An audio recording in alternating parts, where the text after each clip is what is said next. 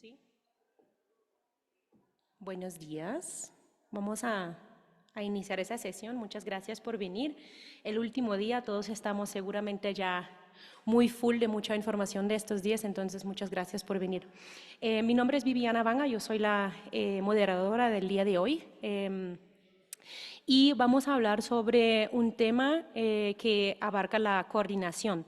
El título de nuestro panel es Más allá del sector salud, coordinación intersectorial e interinstitucional para una salud sexual y reproductiva integral en situaciones de emergencias.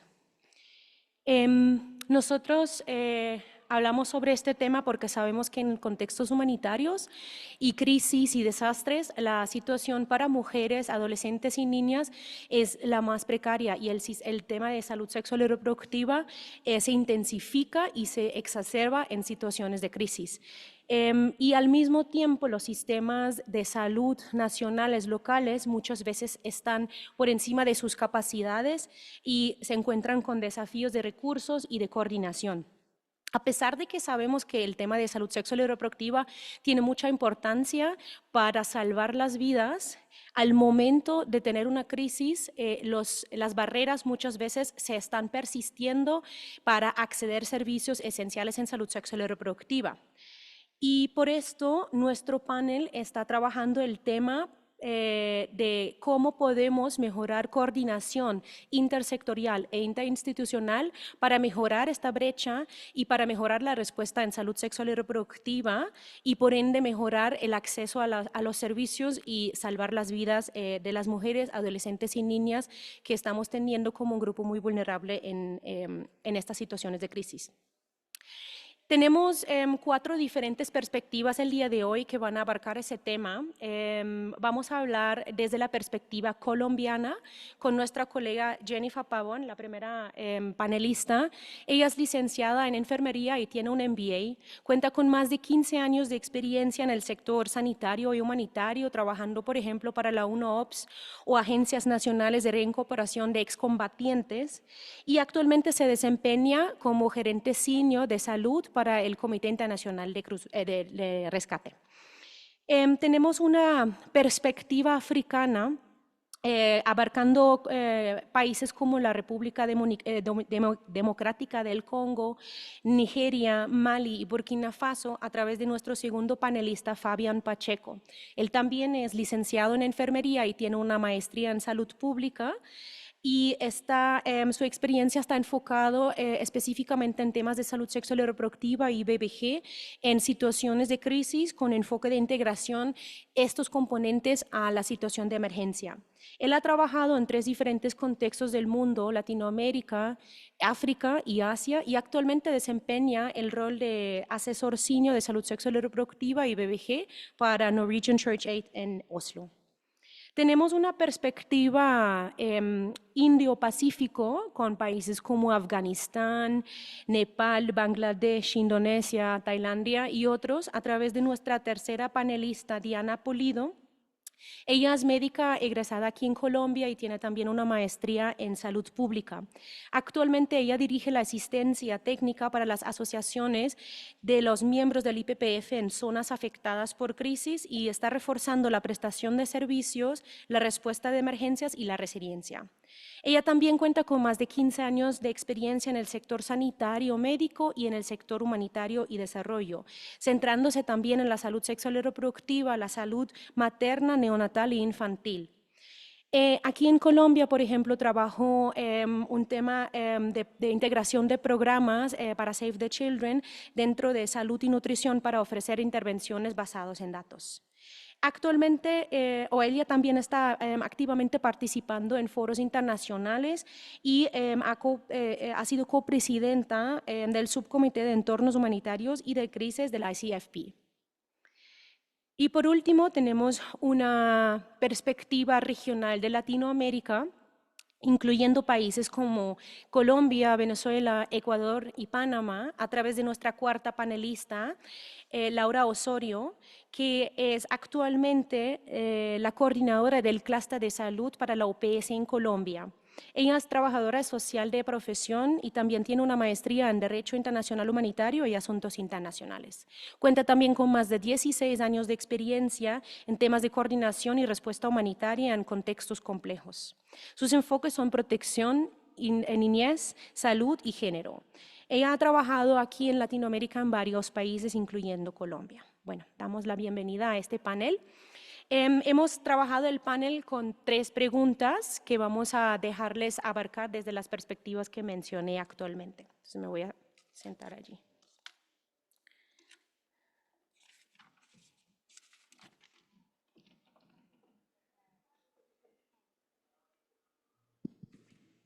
Bueno, muchas gracias. La primera pregunta que queremos hacer al panel es, ¿cuál es la importancia de la coordinación en salud sexual y reproductiva en situaciones de emergencia?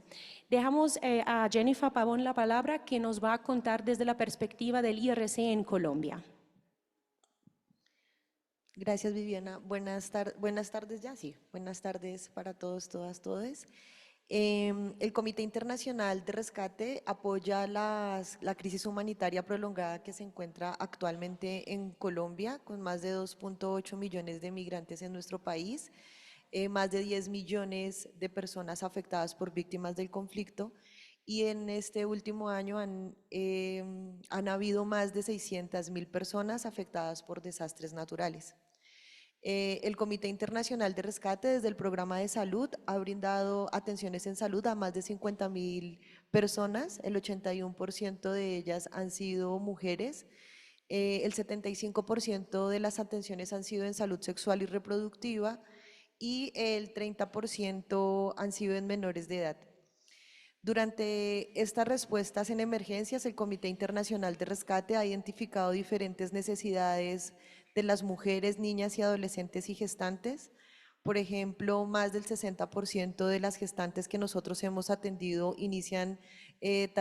tienen un inicio tardío de los controles prenatales, aumentando los riesgos de mortalidad materna y perinatal.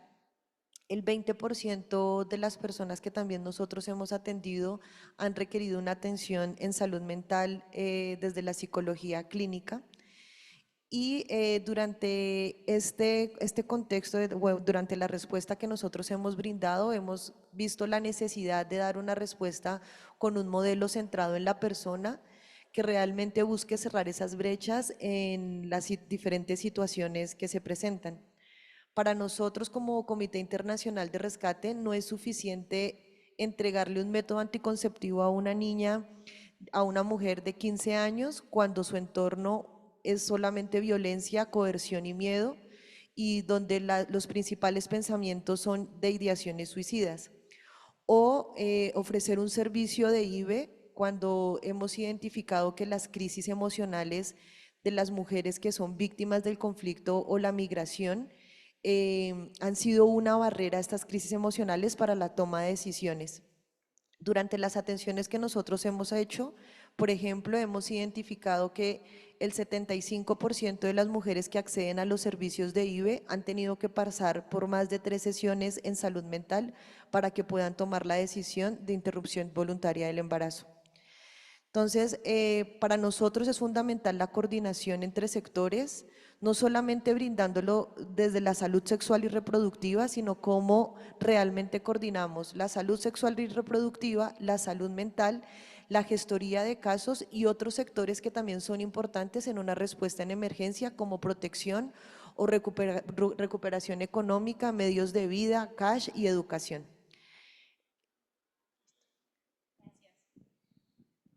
Gracias, Jennifer, por esta perspectiva. Vamos a dar la palabra a Fabián Pacheco, que nos va a contar un poco la experiencia de Norwegian Church Aid en contextos de África. Por favor.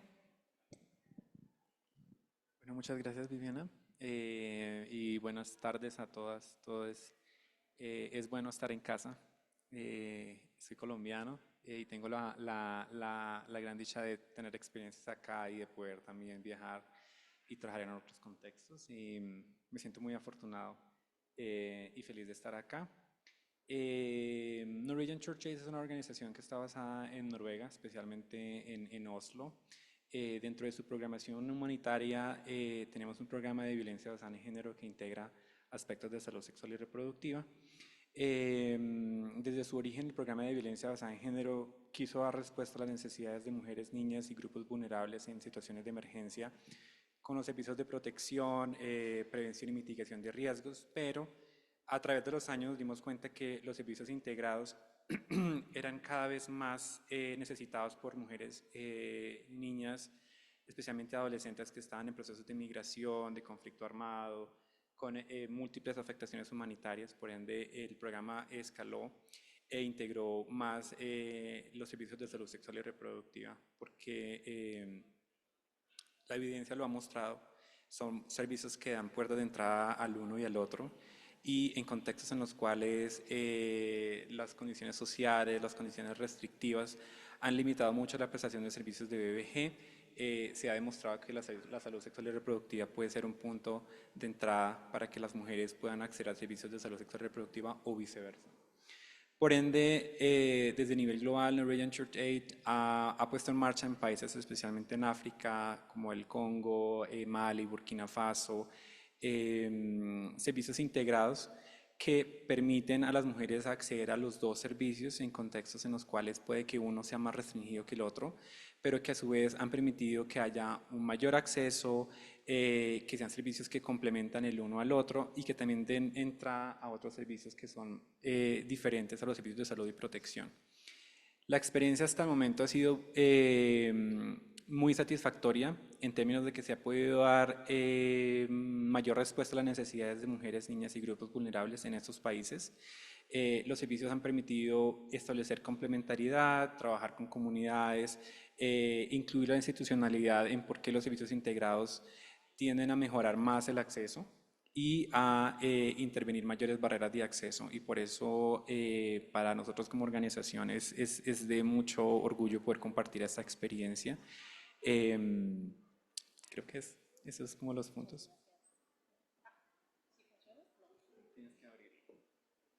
Ajá, muchas gracias. Hemos visto ahorita de dos organizaciones la perspectiva intersectorial y la importancia entre los diferentes sectores y la integración de los sectores en una respuesta para generar mayor impacto y mayor acceso a salud sexual y reproductiva. Vamos a mirar ahorita de otra perspectiva a la misma pregunta de por qué la importancia de coordinación, pero de una perspectiva un poco más interinstitucional entre diferentes entidades, incluyendo también gubernamentales, para entender qué tan importante es la coordinación también con los sistemas existentes y las infraestructuras existentes. Entonces voy a dar la palabra a Diana, que nos va a dar su experiencia desde el IPPF. Muchas gracias, Viviana y colegas. También como Fabián, feliz de estar acá en casa, y es mucho más fácil en español. Entonces, muchas gracias. Sí, creo que desde la IPPF pues tiene una trayectoria de más o menos 60-70 años a nivel global como uno de los líderes en prestación de servicios clínicos y también incidencia en salud sexual y reproductiva y justicia para todos, todas y todes. Desde hace más o menos 10 años, a comparación de como el IRC, quizás NCA, IPPF solo lleva 10 años trabajando en lo humanitario. Entonces, esto para nosotros pues realmente es una gran motivación el poder estar acá y compartir todas las experiencias que tenemos a nivel global. Específicamente, lo que les quiero contar es que tenemos una iniciativa que está en la zona Indo-Pacífica, se llama el programa SPRINT, lo que significa en español es salud sexual y reproductiva en crisis y en postcrisis.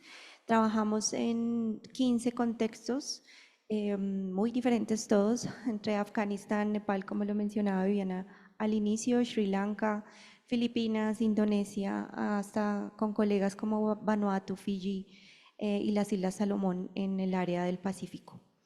La coordinación intergubernamental y como entre instituciones ha sido para nosotros determinante, porque esto ha permitido, porque creo que todos nos sentamos acá y decimos, bueno, pero coordinar es como medio obvio, ¿no? En escenarios de emergencias, pero cuando uno coordina con entes que no necesariamente tienen claro qué significa salud sexual y reproductiva, y menos en crisis, como por ejemplo las unidades de riesgo y de mitigación del riesgo y de las crisis en los países, pues, o sea, como que es un poco extraño, ¿no? Porque pues uno obviamente coordina con los ministerios de salud, pero pues hay otras entidades a las que tenemos que seguir llegando para poder preparar más y mejor a los países y para que definitivamente la salud sexual y reproductiva y las violencias basadas en género, incluyendo la violencia sexual, no sean dejadas de lado, porque eso es lo que nos está pasando en todos los países. Y con los nuevos cambios y las oleadas políticas que tenemos actualmente, pues esto aún más se intensifica. Entonces, el poder coordinar con esas entidades gubernamentales que son las que manejan el riesgo, las que preparan los planes de desastre, de emergencias en cada uno de los países, ha permitido que colegas como los miembros afiliados de IPPF, que son organizaciones locales, no son organizaciones internacionales, sino que están en la casa antes, durante y después de las crisis, puedan dar respuesta a sus propias crisis.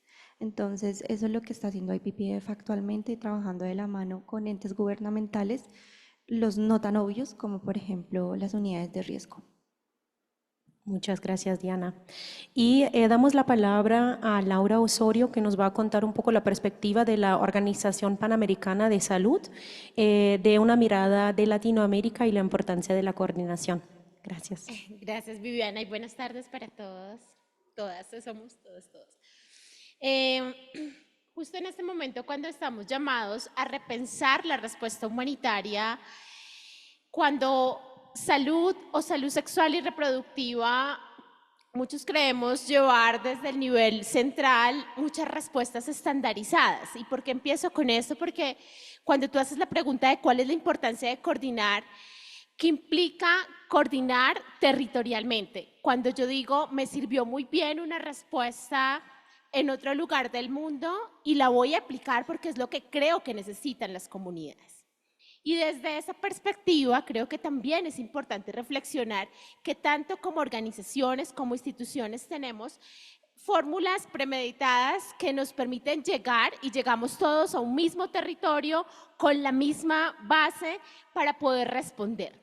Y aquí viene, y es eso lo que necesitan las comunidades, lo mismo que me sirvió en otro territorio, o realmente necesito sentarme y articular recursos, capacidades y aquí involucrar a varios actores, porque a veces cuando hemos tenido respuestas muy efectivas, y nos suele pasar como seres humanos, decimos tenemos una verdad absoluta, pero cuando hablamos de coordinar en emergencias, implica sentarme y ponerme en los zapatos del otro y entender que si el otro trae recursos, bien sea un donante o bien sea una organización, todos suman, pero también es importante la perspectiva comunitaria. Entonces, ¿cómo engranamos esa experiencia de las comunidades? Ninguno va a empoderar a nadie.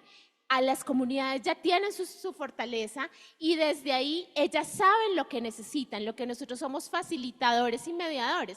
Cuando tú me preguntas cuál es la importancia de coordinar, empezamos a pensar en la importancia de no hacer acción con daño, de no duplicar esfuerzos, de involucrar al Estado como principal responsable en la respuesta, de involucrar esas comunidades que están allí y que dicen lo que ustedes nos traen posiblemente no es lo que necesito, pero cómo tenemos la capacidad de adaptar esa respuesta, de informar la toma de decisiones estratégicas y pensar que salud es un eje articulador de derechos. Y cuando pienso en salud como un eje articulador de derechos, empiezo a pensar que muchos de los temas en salud sexual y reproductiva son invisibilizados en el marco de las emergencias. O pensamos que solamente anticoncepción es la única respuesta que se tiene, pero como el donante me dijo que lo que tengo que llevar es atención en interrupción voluntaria del embarazo, me voy con ese logo. Pero cuando llego a las comunidades me doy cuenta que puedo adaptar la respuesta, que puedo contribuir y que coordinar no es solamente en el marco de la respuesta. Si ya entramos únicamente en la respuesta, ya hemos perdido el 50% de las oportunidades de dejar capacidad instalada y de pensarnos en acción anticipatoria y de minimizar el daño sobre poblaciones específicas. Entonces, yo creo que cuando hablamos de coordinar, sobre esta premisa se ha creado la estrategia de las mesas territoriales de salud. Ya hay más del 75% del país las ha acogido, el Estado las ha acogido como parte de su política pública y en este momento estamos reflexionando sobre la importancia de articular Estados parte en el marco de la respuesta, como estamos articulando, por ejemplo, con Venezuela, con Panamá y con Ecuador y Desde allí, como más de 102 actores se ponen en conjunto con el Estado, la cooperación y la academia, que no se puede dejar de lado. La academia cumple un papel fundamental en el marco de procesos de investigación y de toma de decisiones basadas en evidencia. Muchas gracias, Laura. Entonces, si resumimos un poquito lo que hemos escuchado, vemos que hay una importancia muy fuerte en lo intersectorial de las actividades que estamos ofreciendo a las mujeres y la integración de ellos mismos en una misma respuesta para poder cubrir las diversas necesidades que hago. Lo siento. Las diversas necesidades que las mujeres, las niñas y las adolescentes pueden tener. Y al mismo tiempo vemos también los últimos dos comentarios que la coordinación con diferentes entes en el territorio y la involucración y la participación en toma de decisiones en la organización de la respuesta hace que la respuesta sea más adaptada y más real, mirando las necesidades actuales y no teniendo metodologías o estrategias X que siempre estamos implementando, sino los estamos adaptando al contexto en donde nos encontramos. Entonces, muchas gracias por estas respuestas. Ahorita me gustaría hacer una pregunta más si usan su primer comentario como esta actividad y respuesta que ustedes están viendo en temas de coordinación aumenta y contribuye a tener un mayor o mejor acceso a servicios de salud sexual y reproductiva para las clientes. Entonces, la pregunta es, ¿cómo sus actividades y cómo las actividades coordinadas contribuyen a un acceso a salud sexual y reproductiva?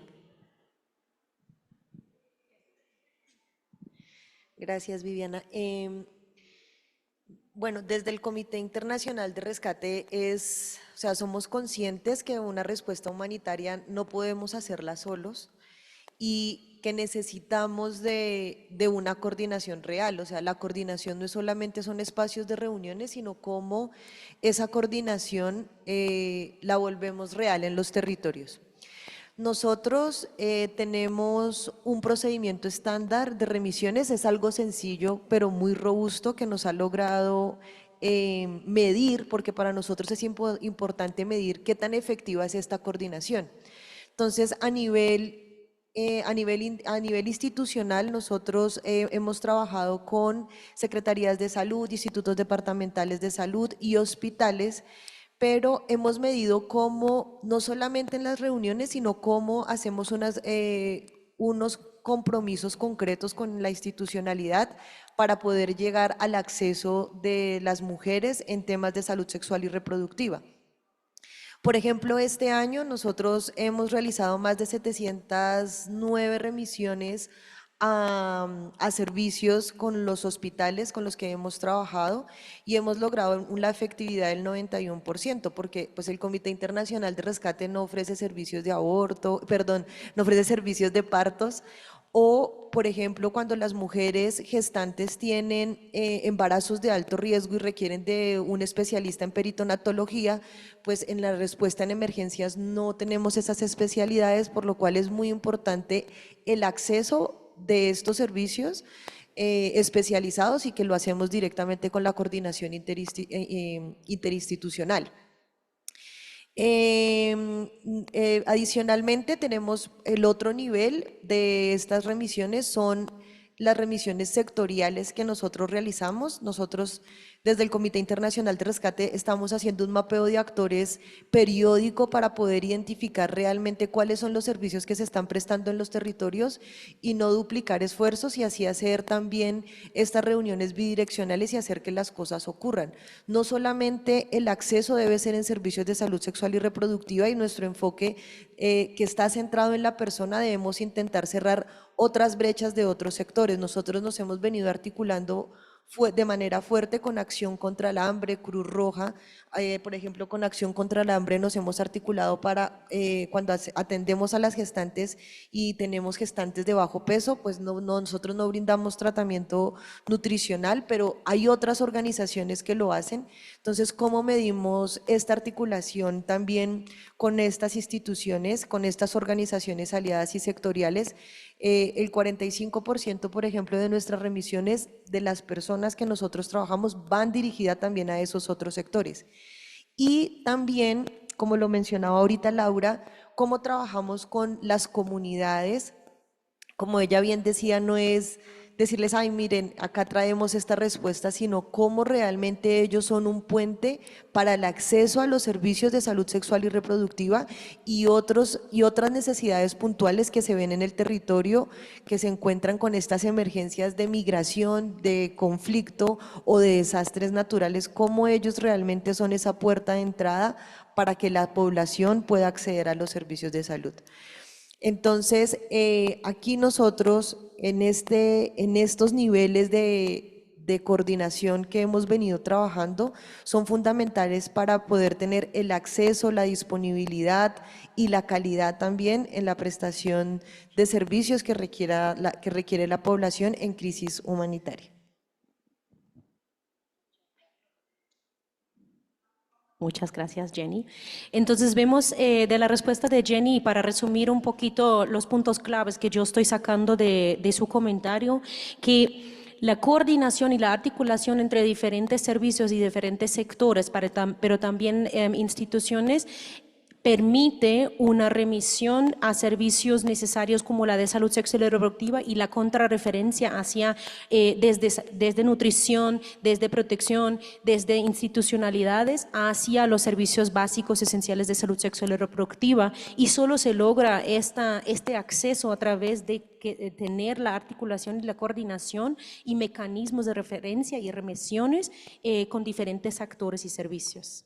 Vamos a escuchar a Fabián, que nos cuenta del contexto de África acerca del aumento de acceso debido a la coordinación anterior. Gracias. Me gusta mucho la pregunta y de hecho la empecé a mencionar un poco en la primera en términos de cómo la organización como tal define la programación integrada y que hemos visto pues que hay un mayor acceso a servicios tanto reproductivos como de violencia de género, pero en esta me gustaría compartir ejemplos puntuales. Al principio del primer trimestre de este año, pues, todos escuchamos un poco lo que pasó y lo que está pasando todavía en el Congo, especialmente en ese aumento del conflicto, en la destrucción masiva de los centros de salud, de las instituciones, en cómo eso ha agudizado tanto la crisis humanitaria en el país, especialmente en algunas zonas de Nord Kivu. Cuando se empezó a hacer la programación era más o menos imposible hablar de espacios seguros, de servicios de violencia de género, porque había muchísimas restricciones, porque las personas tenían miedo a acceder a ellos. Y un poco lo que se hizo en conjunto con las comunidades fue pensar cuál sería la mejor estrategia para que las mujeres, especialmente las niñas y las adolescentes, pudiesen acceder a servicios clave de salud sexual y reproductiva como la anticoncepción, la respuesta a la violencia sexual, que es un tema muy grave en el país. Y un poco lo que se evidenció como una estrategia desde la comunidad literal y las instituciones que lograron sobrevivir a esto fue como los centros de salud todavía se mantienen, los que sobrevivieron al ataque, como una puerta de entrada, y lo que se creó y lo que se propuso fue, ¿por qué no establecemos esos servicios de salud sexual de violencia de género dentro de esas instituciones que logran mantenerse? Por ende, los centros de salud se convirtieron también en unos espacios en los cuales las mujeres y niñas pudiesen acceder a servicios de violencia basada en género en un contexto altamente restringido para la prestación de este servicio. Y así se pudo operar y aún así estamos operando en algunas regiones en las cuales no se puede hablar de espacios seguros, no se puede hablar de violencia de género porque puede ser altamente estigmatizado y pueden ser objetivo de ataques. Pero los centros de salud se mantuvieron operando como un estándar normal, porque pues pueden ir a acceder por cualquier cosa al centro de salud, pero dentro de esa ruta hay una ruta interna que le permite a esas mujeres acceder a un espacio seguro dentro de la institución de salud que presta servicios de salud sexual y reproductiva, y que hemos visto que se mantiene la prestación del servicio. Entonces, para mí eso ha sido como, ok, eso es una estrategia y vemos que funciona. En Nigeria, por su parte, nosotros tenemos una más presencia en el estado de Borno, en el cual hay un conflicto, hay una agudización permanente y que se ha declarado como una crisis prolongada, en la cual se pueden establecer espacios seguros y aquí es lo opuesto, no hay centros de salud que operen, que presten el servicio. Entonces lo que se ha hecho en coordinación con el Estado y otras ONGs es los espacios seguros o los sí, espacios seguros para mujeres y niñas han evolucionado para convertirse en esos espacios que también le puedan ofrecer a mujeres servicios claves de anticoncepción, servicios iniciales de atención prenatal, servicios de referencia para esas mujeres que están en gestación y que tienen probablemente gestaciones de alto riesgo o que pueden llevar a un parto con complicaciones. Entonces los espacios seguros han evolucionado a ser como unos espacios primarios para que se conviertan en referencia a donde los servicios están disponibles. Y me gusta mucho lo que mi compañera dice en coordinación con otros sectores, porque especialmente en el momento que vivimos ahora, la ayuda humanitaria se ha ido, ¿sí? La restricción, hemos visto, y hace poco tuve la posibilidad de visitar esos países y veo de primera mano cómo hay espacios ya desocupados.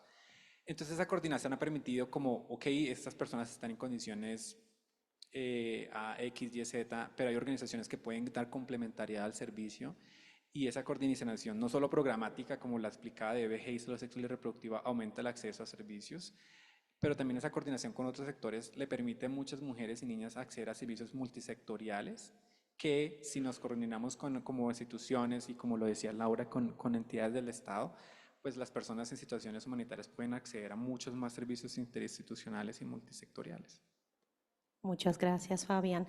Me gusta mucho el punto de cómo la coordinación logra una mayor integración de servicios y por ende un mayor acceso a servicios diferenciados, ¿no? Y como tú estás diciendo, las mujeres muchas veces tienen mucho más que una sola necesidad y así logramos que también tengan acceso a servicios esenciales, diversas, que necesitan en una situación y pues generamos más sinergia y más efectividad en lo que estamos brindando. Muchas gracias por este comentario. Voy a dar la palabra a Diana para ver una perspectiva quizás un poco más interinstitucional y que también desde la perspectiva de la IPPF con las asociaciones miembros que tienen en los diferentes países. Por favor, Diana. Gracias, Viviana. Pues es acá interesante y es que yo siento que lo que está haciendo la IPPF, más que la IPPF como secretariado, son los miembros afiliados, es el trabajar coordinadamente y lo que está permitiendo es dos cosas que también terminan siendo como o permitiendo la sostenibilidad. ¿Mm? Entonces, lo primero es que se incide a través de la coordinación. O sea, cuando tú trabajas de la mano de un Estado, cuando tú trabajas de la mano de organismos gubernamentales, de partners que de nuevo no son necesariamente los obvios dentro de salud sexual y reproductiva, siempre y BBG, empiezas a generar como un cambio. Entonces, ejemplo, en nuestros colegas del miembro asociado de la India, ellos no necesariamente eran vistos como como una organización local que pudiera prestar de servicios de salud sexual y reproductiva en emergencias. ¿Qué fue pasando con los años? Y me refiero a 2 o 3 años máximo, es que ahora son reconocidos como eso y ahora están siendo invitados por el Ministerio de Salud para que generen un currículum de planificación familiar que sirva como entrenamiento para otros colegas, otros partners del ministerio. Entonces así se va llegando como la bola, por decirlo así en Colombia, como lo decimos. Vamos aumentando la capacidad del sistema de salud para que después puedan dar respuesta más personas, pero lo que quiero decir con esto es que a través de la coordinación con estos entes gubernamentales tú incides, pero también generas capacidad instalada. Otro caso súper interesante es el de Indonesia. Los colegas de Indonesia tampoco eran reconocidos como prestadores de servicios dentro de las crisis. Ya llevan como 5 o 6 años trabajando con esta iniciativa del Sprint y en este momento ya están en el punto en que van a generar un centro de excelencia para el país, el que va a prestarle servicios al ministerio para entrenar a otros colegas en Indonesia sobre salud sexual y reproductiva en emergencias, incluyendo el paquete inicial mínimo de servicios y otros enfoques. Entonces, cuando tú generas capacidad instalada y te coordinas, estos mismos organizaciones locales que están certificadas, que están validadas por los ministerios, pero no necesariamente como primera línea, ahora lo son, pero ahora también están enseñándole a otros y ahora también están generando capacidad instalada en sus ministerios. Entonces creo que el coordinar y el haber hecho como lobby por tanto tiempo y el evitar que las violencias basadas en género y la salud sexual y reproductiva se saliera de la vista de la preparación y de las emergencias, ha hecho que cambie como la forma de pensar de estos entes gubernamentales. Y para finalizar es contarles que gracias a la iniciativa SPRING del año pasado en estos 15 países se dieron respuesta más o menos en 11 países, dimos 14 respuestas, 350.000 personas fueron apoyadas en esas respuestas. Más o menos 146 entrenamientos se realizaron, 4.800 personas han sido entrenadas gracias a esta iniciativa. Y como les cuento, no es solamente el entrenamiento que se hace a los miembros afiliados, es lo que ellos también escalan y lo que ellos también llevan a sus ministerios y a sus partners, lo que de nuevo creo que ayuda en la incidencia, pero también en la capacidad instalada de los sistemas. Muchas gracias, Diana. Para resaltar un poquito el punto de Diana, lo que para mí saco del comentario es que la incidencia a través de la coordinación puede generar un mejor knowledge management, ¿no? Y puede llevar a una experticia y excelencia hasta que se puede institucionalizar en los países a través de las coordinaciones y de las articulaciones entre diferentes entidades. Muy buen comentario, muchas gracias. Damos la palabra a Laura, por favor. Gracias, Viviana. ¿Ahí me escuchan? Sí. Yo creo que decir cómo un programa de coordinación facilita el acceso nos implica pensarnos en qué es acceso, ¿sí? Cómo lograr ese acceso efectivo, que permanezca en el tiempo, que sea pertinente, disculpen, que se adapte a la realidad del contexto. Y en esta situación, en el marco de la coordinación, creo que uno dice, ¿para qué nos coordinamos? Somos más de 102 socios coordinándonos en territorio y tenemos 6 funciones fundamentales que nos ha permitido en promedio atender 144.000 personas al año, lograr, digamos, incidir en política pública, pero uno dice, ¿para qué estamos juntos? Uno, para apoyar la prestación de los servicios, y eso implica generar protocolos, guías, enfoques, transversalizar enfoques de género, transversalizar enfoques de curso de vida, de discapacidad, de etnicidad en el marco de la respuesta. El segundo, ¿para qué nos reunimos? Para que estamos juntos el Estado, la cooperación, la sociedad civil y la academia, para informar la toma de decisiones estratégicas. Y cuando informamos, informamos a los donantes, informamos a los principales tomadores de decisión en el gobierno, informamos también a las comunidades para que se tomen acciones orientadas a mejorar ese acceso. Tercer punto, y creo que ha sido una estrategia muy efectiva, ha sido el despliegue extramural, y es georreferenciar las afectaciones en el marco de un contexto humanitario. Entonces, aquí pongo un ejemplo que nos pasó en un departamento como La Guajira, y era, pensamos que la mortalidad materna, porque muchas veces evidenciamos indicadores en salud sexual y reproductiva, como por ejemplo, mortalidad o morbilidad materna. Entonces decimos, tenemos el Plan Nacional para reducir la morbilidad y mortalidad materna, pero cuando georreferenciamos la morbilidad, encontramos que pese a que era el mismo territorio, las mujeres o las personas en capacidad de gestar nos decían, en un punto no vamos porque los actores armados nos impiden acceder al hospital, a pesar de que estaba la capacidad instalada allí. En un segundo punto decían, no hay humanización para la población indígena, no nos sentimos capaces, digamos que no nos sentimos tratadas con trato digno, por eso replanteo de qué estamos concibiendo como acceso. Y en otro punto nos decían, no tenemos recursos para el transporte, porque toda la crisis ha afectado tanto los recursos familiares, que si yo gasto recursos en un transporte, pues eso implica otros, digamos, no comer en un día. ¿Esto por qué lo reflexiono? Porque cuando tú georreferencias dónde está la afectación y te reúnes con los otros actores, logras generar estrategias que respondan y que lleguen donde está realmente la afectación. Cuando tú solamente miras el número, pues evidentemente vas a estar en ciudades capitales, en las de más fácil acceso y en donde posiblemente haya una institucionalidad fuerte. Pero cuando tú haces otra georreferenciación, identificas que no tienes que quedarte en una cabecera municipal al lado del centro de salud, sino que tienes que desplegarte donde está la afectación. Hay un cuarto punto y es monitorear y rendir cuentas.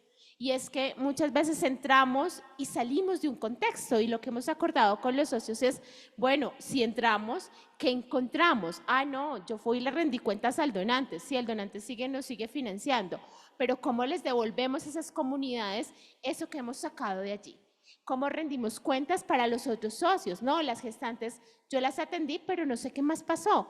Bueno, ¿cómo logramos articular con el otro que tiene una respuesta complementaria y puede suplir allí? Hay un cuarto componente y es cómo fortalecemos capacidades entre todos en temas de preparación, acción anticipatoria, respuesta y recuperación. Y el último punto, y no menos importante, el tema de incidencia. Nosotros hemos logrado, por ejemplo, hablar con el gobierno de los Estados Unidos, planteando un poco las necesidades en salud de la población migrante en Colombia, sentados tanto con republicanos como demócratas sentados a ponerles un poco temas claves sobre la mesa. Hemos puesto temas en la Asamblea General, hemos llevado a las comunidades ante el gobierno nacional y hemos gestionado más de 3 políticas públicas en Colombia. Yo creo que eso habla de ese trabajo articulado y de respetar la experiencia y la capacidad de todos y cada uno de los que estamos allí. Muchas gracias, Laura. Me gustaría resumir tu comentario a través de quizás una frase que resume un poquito la esencia de lo que nos estabas diciendo, porque siento que la coordinación entre los diferentes actores y entidades y entes que están trabajando en la misma respuesta hace visible a los invisibles, los que no estamos viendo no necesariamente a través de las cifras, sino de las realidades, porque también detrás de cada cifra hay personas que no necesariamente estamos viendo. Entonces, ¿quieres decir otra cosa? Sí, ven, aquí no mencioné algo y es que a veces desgastamos los mismos liderazgos. Entonces tenemos un liderazgo y vamos y le preguntamos cuáles son las necesidades de la comunidad. Muchas veces es el jefe de hogar, es la autoridad indígena, pero no les damos voz ni enseñamos metodologías efectivas para indagar las necesidades. Y aquí implica pensarnos no solamente en el adulto que sabe hablar y que es el que más interacción tiene, sino en las niñas, en las adolescentes, en las personas con discapacidad que no pueden ni van a acceder a los recursos o a las prioridades que nosotros establezcamos. Entonces, lo que tú dices es cómo damos visibilidad, es tener en cuenta esas particularidades a donde yo estoy dirigiendo la respuesta. Gracias, Laura. Quédate de una vez con el micrófono encendido. Vamos a cambiar un poquito la estructura para no dormirnos. Me gustaría, ahora que también aprovechando la energía positiva que estoy viendo desde tu perspectiva, ¿puedes contarnos un poco cómo ya iniciaste un poquito con las políticas que han logrado aquí en Colombia, por ejemplo, ¿no? Porque mi pregunta es, ¿cómo logras sostenibilidad en el acceso? ¿Cómo la coordinación logra sostenibilidad en la provisión, el acceso y la disponibilidad de servicios en salud sexual y reproductiva? Bueno, es una palabra y creo que aquí es la voz de nosotros como organización, pero más allá de la organización es 102 socios realmente a los cuales se les debe el trabajo de estos últimos 4 o 5 años y aquí intento hacerlos quedar muy bien. En este sentido, hemos planteado tres puntos fundamentales para la sostenibilidad, no son los únicos ni hay una verdad absoluta en esto, pero sí hemos considerado en el marco de las lecciones aprendidas. La primera es la incidencia, la sostenibilidad no solo implica ejecutar acciones, sino lograr transformar políticas, narrativas, también transformar narrativas de los donantes, pese a que yo hablo mucho de los donantes porque muchas veces se toman decisiones en Europa, en otros países y llegamos acá con una agenda, esta es la agenda de este donante para el año 2026. ¿Y cómo hacemos incidencia? Pues en esos tomadores de decisión, porque en Europa posiblemente no saben que tenemos un incremento del 333% del conflicto armado y que en este momento los temas de salud se están volviendo cada vez más álgidos, como la situación que planteaba Fabián, es un riesgo ahorita hablar de salud sexual y reproductiva en contextos de conflicto armado y cómo nos sentamos en este momento con la Defensoría del Pueblo a sacar una alerta humanitaria en salud, porque si eso no se visibiliza, no se van a tomar decisiones y acciones humanitarias. También tengo que hablar del personal humanitario en salud, no de la misión médica, que también ha tenido otras afectaciones, sino el personal humanitario. Este año tenemos un incremento bastante grande de los ataques contra el personal humanitario en salud y contra precisamente violencias basadas en género contra el personal que brinda o hace despliegues en zonas de conflicto armado, y eso es importante visibilizarlo tanto en el nivel nacional.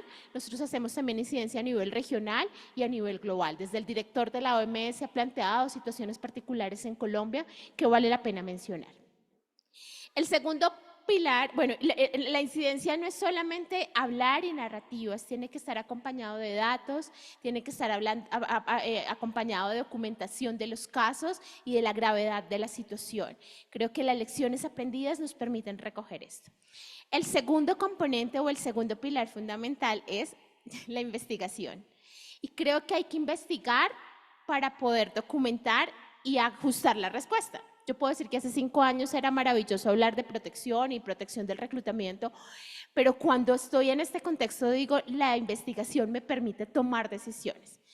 No más la reciente investigación que hicimos entre todos los socios, entre más de 32 socios en Frontera, en donde nos dimos cuenta que, por ejemplo, las mujeres cuando tienen que trasladarse a Colombia en busca de servicios de salud, pierden el nivel educativo. No pueden continuar sus estudios. Si uno dice que tiene que ver salud con temas de desarrollo, pues están muy interrelacionados. Y si yo no investigo, pues no sé sobre la acción sobre la cual estoy ejecutando.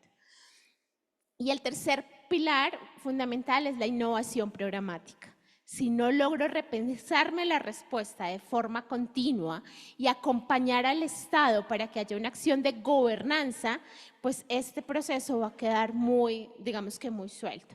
Y desde eso, pues digamos que también la tecnología aquí juega un papel fundamental, como las apps, como todas estas herramientas tecnológicas, como la IA nos ayuda a generar una sistematización del conocimiento y a generar estrategias que nos permitan llegar cada vez a más territorios. Creo que esos son 3 pilares que intento como resumir desde las lecciones aprendidas. Gracias, Laura. Entonces, es la metodología de los 3 Is: incidencia, innovación e investigación. O bueno, en otro orden, pero más o menos esto. Diana, ¿qué sería tu respuesta? ¿Cómo desde la perspectiva del IPPF están logrando una sostenibilidad a través de la coordinación en los servicios de salud sexual y reproductiva? Pues creo que la primera vez en la vida que yo puedo responder esto un poco más fácil. Y lo es porque el modelo de la federación hace que ya sea sostenible de entrada en términos que los miembros afiliados son organizaciones locales, son autónomos y ellos y ellas pues están, como lo mencionaba antes, durante y después de las crisis. Por supuesto, hemos sido impactados a nivel global por todos los cortes y nos hemos visto enfrentados a diferentes necesidades que tienen cada uno de los miembros afiliados, pero lo que sí creemos es que la capacidad que se tiene a nivel nacional en cada uno de los países en donde se encuentra IPPF representado con sus miembros permite de alguna manera la sostenibilidad. Digamos que eso es como una gran condición y buena condición que tiene la IPPF. Pero más allá de eso y en términos ya de coordinación y de las capacidades que tienen como organizaciones locales en salud sexual y reproductiva en emergencias, es que estas organizaciones pues ya tienen equipos de trabajo, están siendo entrenados, están siendo preparados con enfoques que son basados en evidencia, los están incorporando en sus currículums, en sus niveles de gobernanza, sus directores país ya tienen la capacidad de decir yo puedo apropiarme de esto y puedo implementar el paquete inicial mínimo de servicios cuando hay una crisis y están a disposición de sus gobiernos. Entonces eso lo hace sostenible probablemente en el tiempo. Lo segundo es que tenemos intercambio de experiencias y eso permite que entre ellos también como que se estén conversando y digan, bueno, las buenas prácticas en India son estas, cuáles son las mejores en Nepal, pero entonces a mí me funciona más esto en Indonesia. Seguramente no es lo mismo la capacidad que tienen unos y otros, pero ahí se están acompañando. Y eso ha sido algo muy interesante desde la iniciativa Sprint. Y de pronto para salirme un poquito de ese contexto del Asia y del Pacífico, también me gustaría mencionar que en toda esta realineación de las plataformas y de la coordinación de la arquitectura humanitaria, el por qué no darle la oportunidad a esas organizaciones locales a que sean parte de esos coliderazgos y de esos liderazgos y cómo los vamos a mantener en el tiempo para que sean ellos quienes puedan liderar.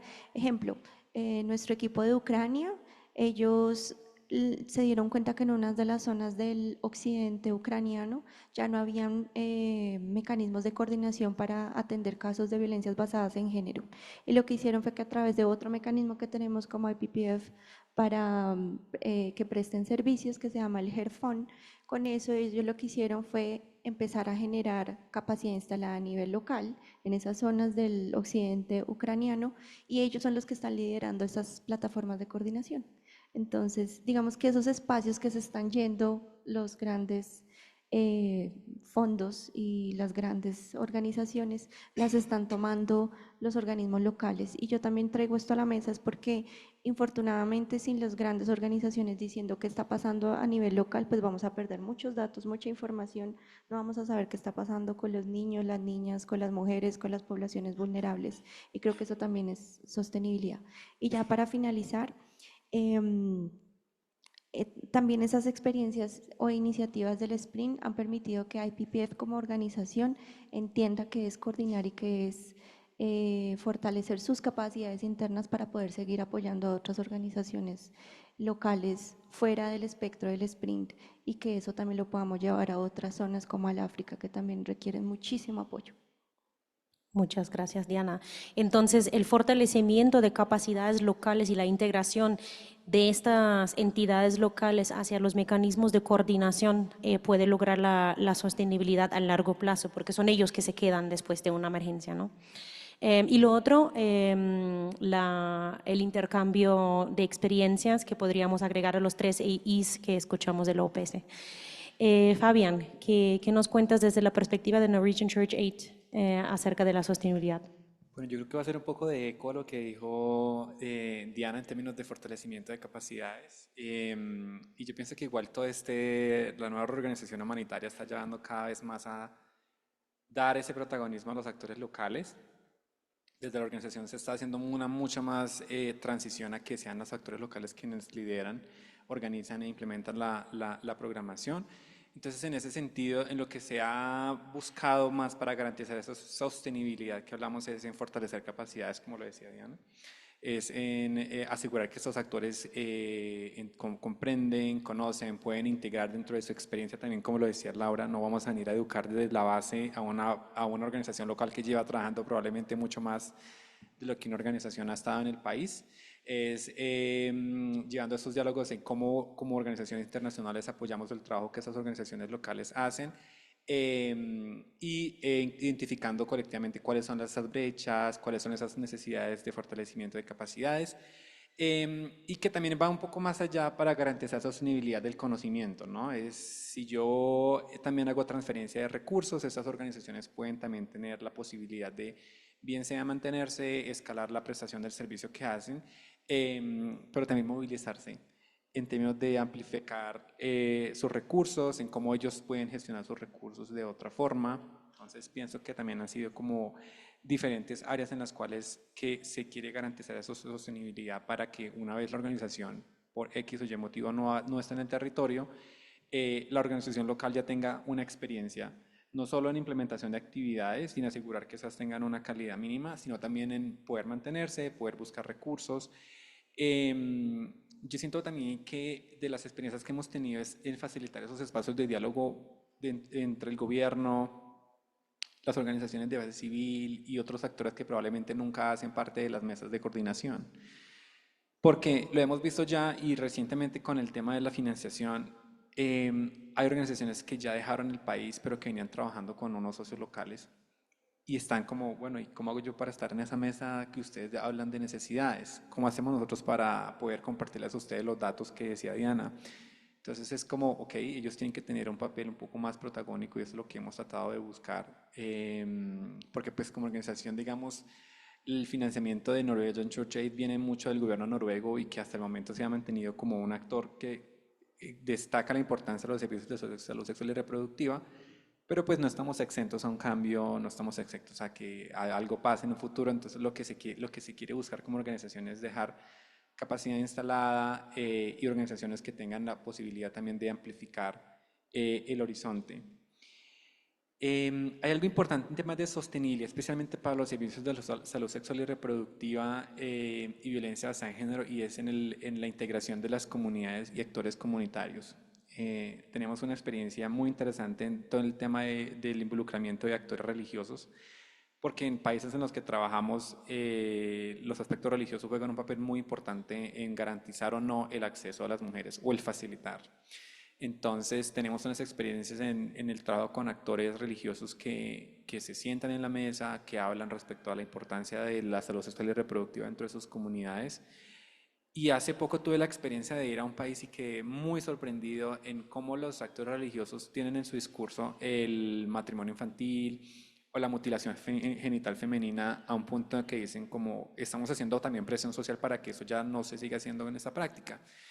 Para mí eso es un avance grandísimo, porque si la organización se va y deja de implementar actividades comunitarias para prevenir matrimonio infantil, pero si ya dentro de la estructura comunitaria de los grupos religiosos está de que ya el matrimonio infantil está completamente desafiado como práctica, por muchas cosas que yo llamaría presión social también, la práctica se empieza a hacer un poco más desafiada y por ende más reducida. Entonces creo que esos son los ejemplos que yo puedo compartirte en temas de sostenibilidad. El último que también para mí ha sido como de satisfacción para compartir, y entiendo que han sido muchos colegas que han venido trabajando en incidencia, colegas como mi colega acá de Borema, de Burkina Faso, que han trabajado de la mano con gobiernos incidiendo todo el tiempo para garantizar que la salud sexual y reproductiva se mantenga dentro de la agenda del gobierno y no solamente la agenda que traemos como organizaciones. Y es que en el estado, por ejemplo, de Borno, en Nigeria, ya se designó como gobierno un punto focal para salud sexual y reproductiva, con ese eje de integración de adolescentes. Entonces es una persona que está desde el gobierno designada para planear y garantizar que eso se mantenga. Y pues la experiencia que hemos tenido en países como Mali y en Burkina, en los cuales lo compartí también con mis compañeras en la planeación del panel, que si bien a nivel global los subgrupos de salud sexual y reproductiva probablemente dejen de existir, gracias a ese trabajo conjunto que se ha hecho con la institucionalidad, los gobiernos locales han decidido que los van a mantener porque ven la importancia también de analizar, de discutir las brechas, como decía Laura, de destacar la importancia de visibilizar lo que está pasando, de coordinarnos para responderlo. Entonces, esa es otra de las estrategias que te podría mencionar de sostenibilidad. Muchas gracias. Fueron muchos, creo que dan muchas ideas para otras organizaciones que quizás hoy nos están visitando para también replicar un poco las experiencias de NCA. Para resumir quizás unos puntos, ahí veo la involucración de la comunidad y también de instituciones religiosas, ¿no? En procedimientos de mesas, de tomas de decisiones que pueden lograr una sostenibilidad en el tiempo para tener más aceptación, ¿no? De los diferentes grupos poblacionales que tenemos. Y lo otro, en línea con lo que dijo Diana, no solo el acompañamiento técnico, sino también el acompañamiento o el fortalecimiento de capacidades internas de management, de administración, para crear una sostenibilidad de estas organizaciones que se van a quedar y que van a seguir trabajando en crear o proveer servicios de salud sexual y reproductiva. Vamos a escuchar Jennifer del IRC como la última en qué estrategias tienen para lograr una sostenibilidad. Gracias, Viviana. Sí, para nosotros lograr la sostenibilidad es el resultado de la articulación entre la coordinación, la incidencia, como mencionaba Laura, y la innovación. El IRC incide mediante datos y cifras trazables. Para nosotros es muy importante las experiencias que hemos vivido en el territorio, pero si estas experiencias no se respaldan con cifras, es muy difícil lograr hacer incidencia. En las situaciones de crisis humanitaria que nosotros tenemos actualmente en el país y durante este congreso, cuando hablábamos con otros países, hemos identificado también que hay una negación del gobierno frente a las necesidades puntuales que existen en el sector humanitario y en las diferentes crisis. pero es muy difícil poder incidir si nosotros no llegamos con cifras a espacios fundamentales de coordinación. Desde el Comité Internacional de Rescate ha sido clave la articulación o la coordinación que hemos tenido con la OPS desde el clúster de salud para realmente incidir con cifras.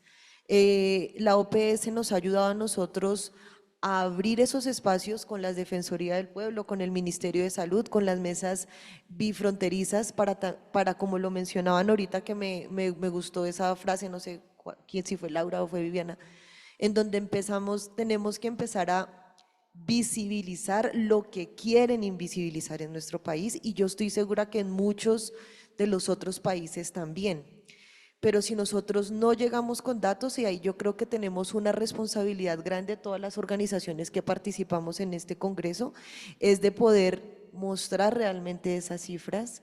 Así los donantes no quieran brindar, bueno, no, yo no quiero hacer protección, pero sí tenemos que mostrar qué es lo que realmente pasa en cada uno de los países y cuáles son las necesidades puntuales y las emergencias existentes en cada uno de ellos, con cifras y con datas, y realmente incidir.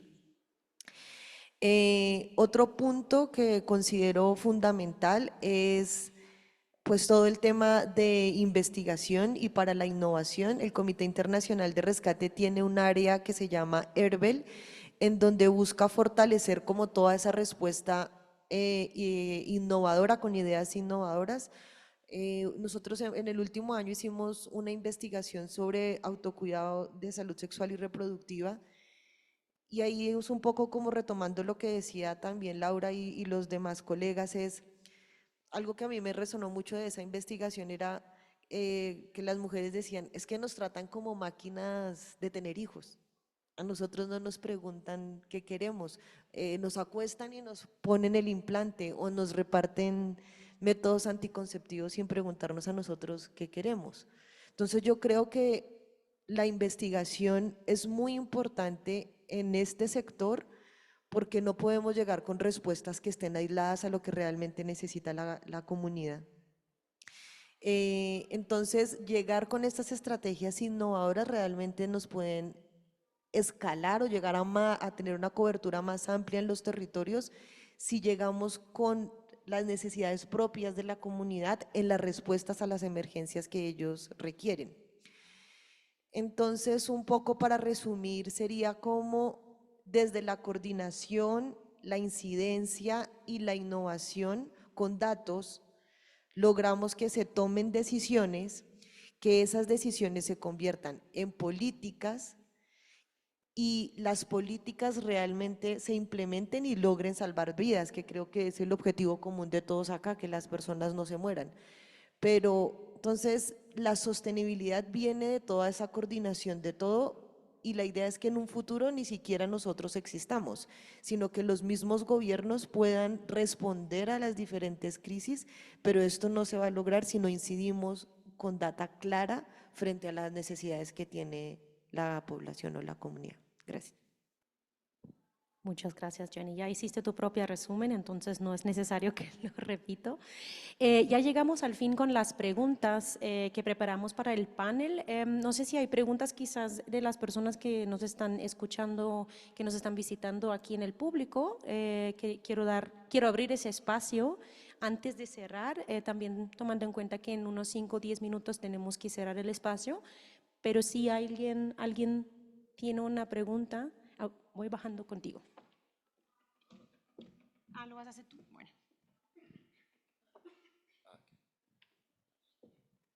Hola, tal vez solo una inquietud que me queda para profundizar en el tema de sostenibilidad y como para conocer cuál es su opinión al respecto, porque me parece que hay veces hablar del tema de sostenibilidad en las crisis humanitarias puede ser un poco complejo. O sea, yo tengo la idea de que hay unas cosas que obviamente pueden hacer las comunidades, pero las comunidades no pueden poner implantes, así sea lo más sencillo de la salud sexual y reproductiva, pero es una acción necesaria, eso solo lo pueden hacer sistemas de salud.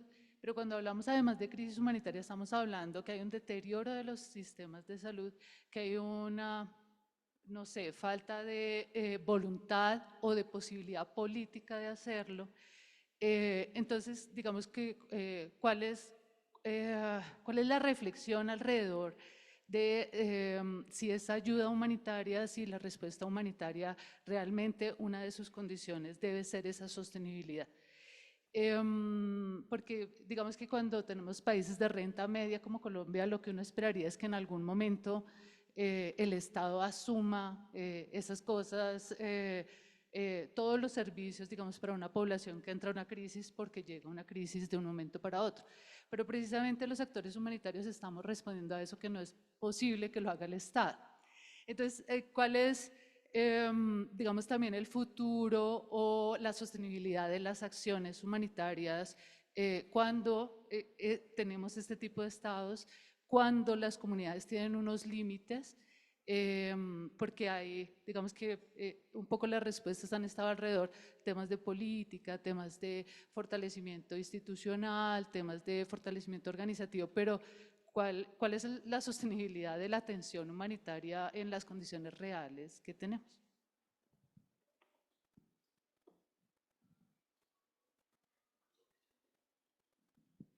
Bueno, esta pregunta podría ser para cada uno de ustedes. No sé si hay un voluntario que quisiera empezar con responder. Bueno, Me gusta mucho tu pregunta, Erika. Pero yo creo que es más como la reflexión, como tú lo dices, porque efectivamente, digamos, en contextos cuando hablamos como, bueno, los ejemplos que compartí de Nigeria, del Congo, en los cuales hay una situación muy prolongada y probablemente cuando yo hablo de sostenibilidad, un poco más de involucrar a esos socios locales que tengan esa capacidad de mantenerse, pero también de responder cuando haya una crisis aguda. A eso, digamos, es a lo que me refiero un poco cuando decía fortalecer esas capacidades para que esos socios que probablemente estén allí puedan, digamos, en el momento de que haya una emergencia mucho más compleja, eh, movilizarse para empezar a dar respuesta. Entonces, que eso se empieza a trabajar mucho, de hecho, desde el punto que decía Diana de preparación para la emergencia, pero también que también puedan activarse y comunicarse con los gobiernos y decir, no podemos dar capacidad, no podemos dar respuesta a esa situación que está pasando en X región en la cual definitivamente no podemos llegar porque nos van a matar. Es ahí a donde yo me refería con puntos de sostenibilidad, porque yo también estoy de acuerdo contigo en términos de cuando hay una emergencia en la cual sobrepasa las capacidades del gobierno, puede que sobrepase las capacidades de las comunidades o esos agentes locales que trabajan y que pueden dar respuesta, pues la ayuda humanitaria igual se va a necesitar y probablemente organizaciones internacionales van a tener que movilizarse. Entonces, para mí, desde el punto de vista de sostenibilidad de esa asistencia humanitaria puede que esté limitada en términos de, ok, los actores locales y organizaciones civiles que tienen capacidades fortalecidas, que tienen la capacidad de absorber recursos rápidamente, de movilizarse, pueden responder, pero también que ellos también puedan alarmar al punto en el cual esa respuesta no puede ser, no se puede, ellos no pueden dar respuesta o estas organizaciones no pueden dar respuesta a eso y por ende pues activar los servicios de alerta para decir necesitamos pues el apoyo, la ayuda humanitaria.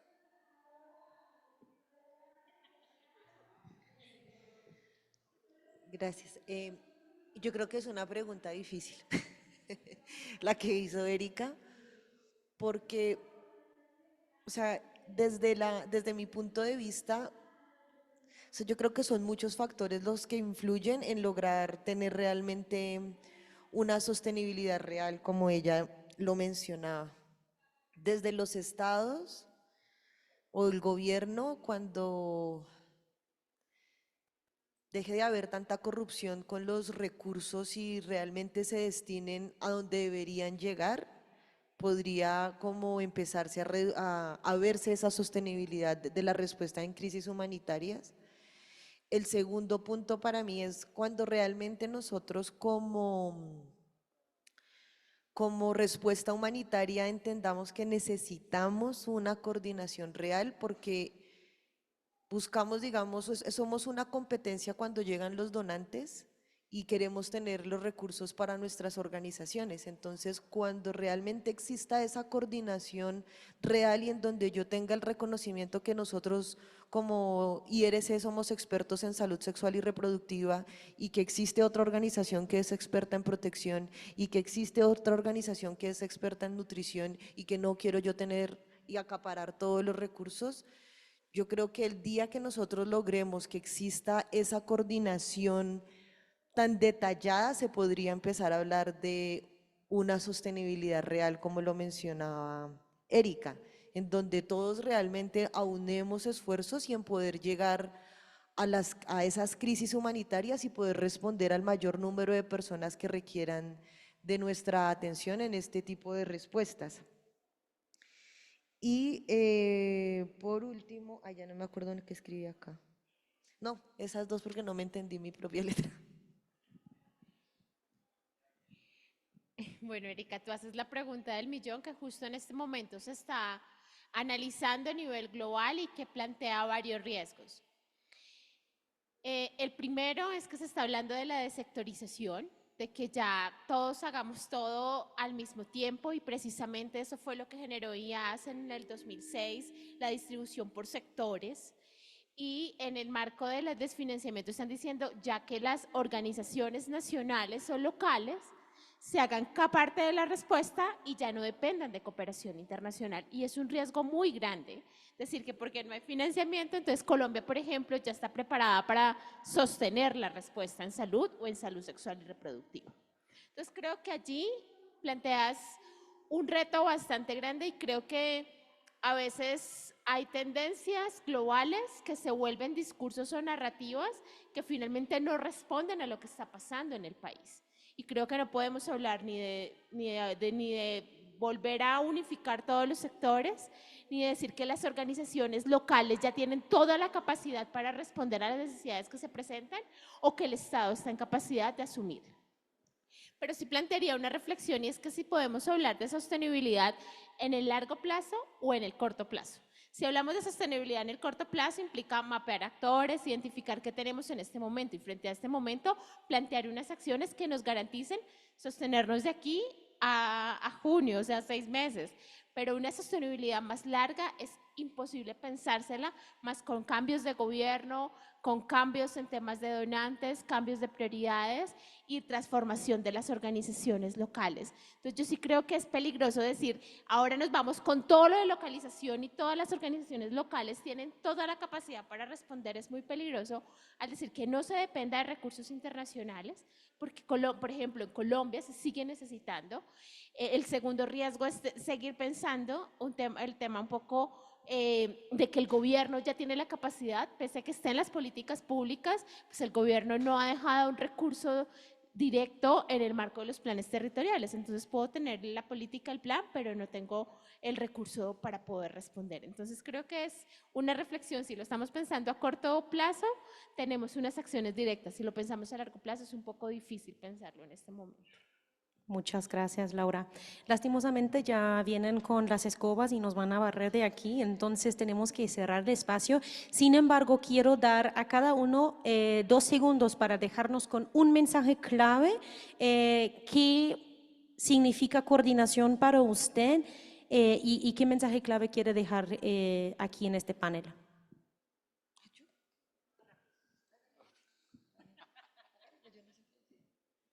No, yo creo que mantener la coordinación es importante. Desde un punto programático es no olvidar que son servicios que pueden abrir puertas.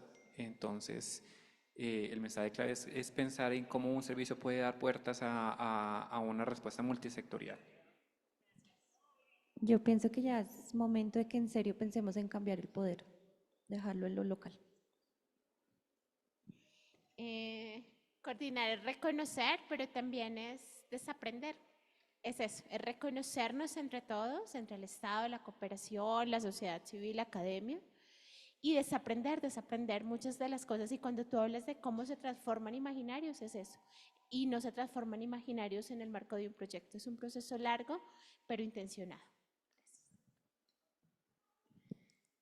Bueno, yo creo que es también entender que definitivamente la respuesta no la podemos hacer solos. sino que debemos trabajar realmente coordinados para que las personas puedan sobrevivan en todas estas crisis. Entonces creo que es entender que no podemos hacerlo solos. Bueno, muchas gracias. Vamos a cerrar aquí porque yo ya veo mucha presión por aquí detrás. Ah, ¿una foto? Bueno.